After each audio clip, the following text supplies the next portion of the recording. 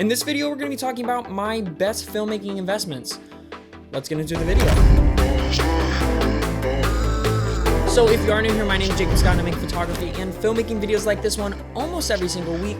So if that is something of interest to you, be sure to go down below and hit the subscribe button. If you go ahead and do that, be sure to hit that bell notification to be notified when I'm dropping a new video. But with that out of the way, this is a video talking about the things that I've spent money on that have definitely outlasted and paid for themselves over and over again, and that have definitely been worth the money. And the thing is, most of these things on this list are not super expensive things as well. So starting off, number one is the Sennheiser MKE600 microphone that you're listening to right now. For the longest time, I really didn't invest much into audio, and it kind of got by. But with this microphone, it has totally upped the quality of my audio completely, especially paired with something like the Zoom H4n Pro. With these two together, I've had times where I can really bring down the input level and just boost it in post and still introduce zero to little noise, which that's really good if you have someone that really does not know how to control their voice well and is talking way up and down. That way you can have that much more room so you're sure they're not going to peak, but if you need to boost them later in post, you're not going to be introducing that nasty hits. Now, the second best investment is lights. For me specifically, it's the Godox SL60W, the one that is lighting this scene right here. I've been using this light for 2 to 3 years now, and it was actually one of the first reviews that I ever did on this YouTube channel, and it's currently still one of my most popular videos on this channel. I think I spent about $120, $130 on this light, and it is definitely paid for itself. Most of the time, not most of the time, pretty much all the time when I'm doing an indoor shoot, whether it's for me personally or professionally, I'm using this light here with the Godox softbox on it. This without a doubt is something that is a must for me at this point. This light, big soft source of light and really powerful light as well. Now the next one is one that is more of a recent addition, and that is the small HD monitor that I actually have mounted right above the camera right now. Now this monitor is super awesome. Previously I was using a Field World monitor, which was also a great monitor, but the small HD is just touchscreen. The interface is just excellent to work with, and I absolutely love it. If you're looking at picking up any sort of monitor, let alone if it's not even a small HD, I highly suggest it, especially if you're shooting on a Sony like me. You don't have flip out screens. This greatly improves your shooting ability and just ease of use when shooting with Sonys or any cameras that don't have a flip out screen.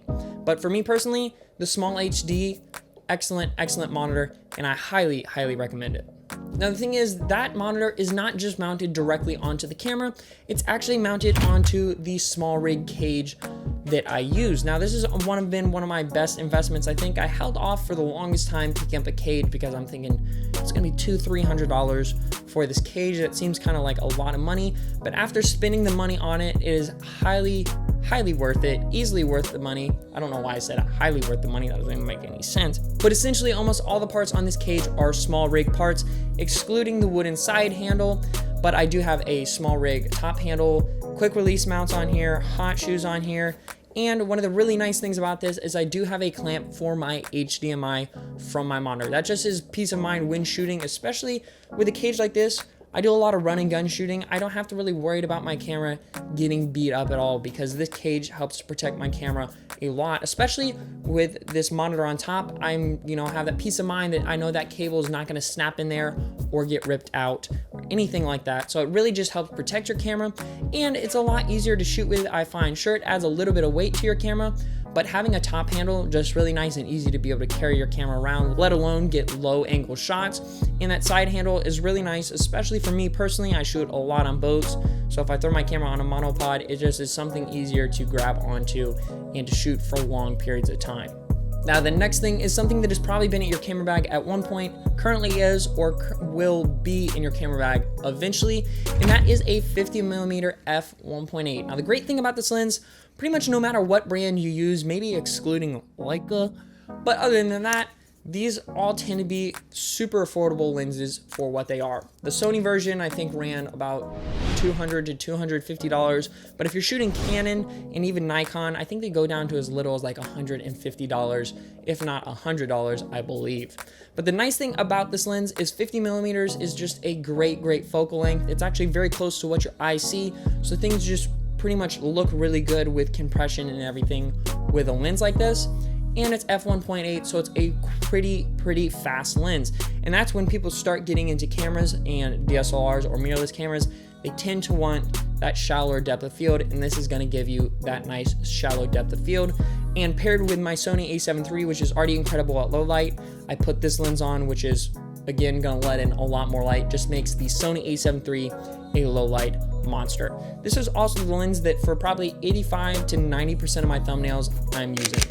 And finally, the last piece of kit, which is my custom built video editing PC. For the longest time, I did not go ahead and upgrade my PC, and I was editing on a very slow computer, and that just caused frustration, anger issues, stress, more anger issues. I'm pretty sure that computer was like at the middle of any anger issues that I had. I'm just saying.